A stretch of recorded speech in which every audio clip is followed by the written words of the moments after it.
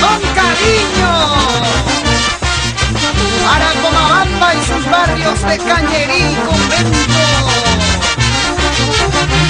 Así gozamos en sus fiestas tradicionales en honor a San Juan Bautista y San Francisco de Asís.